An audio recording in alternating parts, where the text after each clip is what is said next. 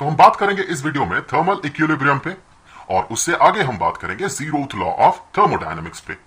तो इसके लिए हम कंसीडर कर रहे हैं दो सिस्टम, थर्मोडायनेमिक सिस्टम, सिस्टम ए और सिस्टम बी। तो मान ले इन दोनों बक्सों में गैस मॉलिक्यूल्स हैं।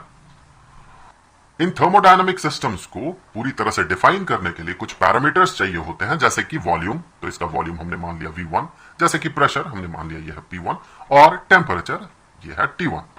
सो ये बेसिक पैरामीटर्स हैं किसी भी थर्मोडायनेमिक सिस्टम को डिफाइन करने के लिए। उसी तरह से इस सिस्टम बी को अगर आप देखें तो इसका वॉल्यूम हमने माना यह V2, प्रेशर P2 और टेम्परेचर T2।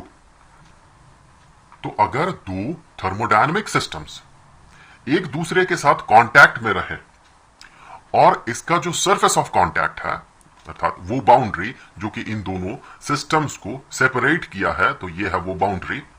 ये बाउंड्री कुछ ऐसा हो कि ये अडायबेटिक ना हो। चलिए मैं ज्यादा टेक्निकल बातें नहीं करूंगा। सो ये बाउंड्री कुछ ऐसा है कि इससे हीट का फ्लो हो सकता है, अर्थात हीट इधर से इधर क्रॉस कर सकता है और ऑपोजिट डायरेक्शन में भी पास कर सकता है हीट। तो ऐसे सिचुएशन में अगर दो सिस्टम्स के बीच हीट का ट्रांसफर ना हो, so no transfer of heat, इस तरह के सिचुएशन में हम कहते हैं कि सिस्टम ए और सिस्टम बी ये थर्मल इक्विलिब्रियम में है। सो ऐसा कब होता है? जब कोई ट्रांसफर नहीं होता है हीट का। ऐसा नहीं कि हमने इसे सेपरेट कर दिया कुछ ऐसे वॉल से जिससे कि हीट का ट्रांसफर हो ही नहीं सकता है, हम ऐसा नहीं कर सकते हैं। ये वॉल ऐसा होगा या ये जो बाउंड्री है ये ऐसा होगा जिससे कि हीट पार कर सके फिर भी हीट का ट्रांसफर ना हो। ऐसे सिचुएशन में हम कहते हैं कि दोनों जो सिस्टम है, सिस्टम ए और बी, इस केस में ये थर्मल इक्विलिब्रियम में है। देखिए हमें पता है कि दो बॉडी अगर कांटेक्ट में रहे तो हीट का फ्लो जो होता है वो डिपेंड करता है टेम्परेचर डिफरेंस पे उन दोनों बॉडीज के। तो अगर दोनों बॉडीज का टेम्परेचर सेम रहे तो हीट का ट्रांसफर नहीं होता है। तो इससे हम ये क्लियरली कह सकते हैं कि अगर थर्मल इक्विलिब्रियम में रहे दो सिस्टम्स, तो यहां सिस्टम ए और सिस्टम बी अगर थर्मल इक्विलिब्रियम में है तो दोनों का जो टेम्परेचर है वो सेम है। तो हम यहां पर कह सकते हैं कि दोनों का जो टेम्परेचर है ये सेम है, तो हम इसे टी मान सकते हैं। सो इस स्थिति में ये दोनों थर्मल इक्विलिब्रियम में रहेंगे। तो चलिए आगे बढ़ते हैं और बात कर लेते हैं जीरोथ लॉ ऑफ थर्मोडायनेमिक्स पे। इसके लिए एक और सिस्टम हमें कंसीडर करना होगा। तो एक और सिस्टम ये है सिस्टम सी, थर्मोडायनेमिक सिस्टम, सिस्टम सी। जीरोथ लॉ ये बताता है कि अगर सिस्टम ए और सिस्टम सी ये दोनों थर्मल इक्विलिब्रियम में है और साथ ही साथ सिस्टम बी और सिस्टम सी भी थर्मल इक्विलिब्रियम में है, तो फिर ए और बी ये दोनों भी थर्मल इक्विलिब्रियम में रहेंगे।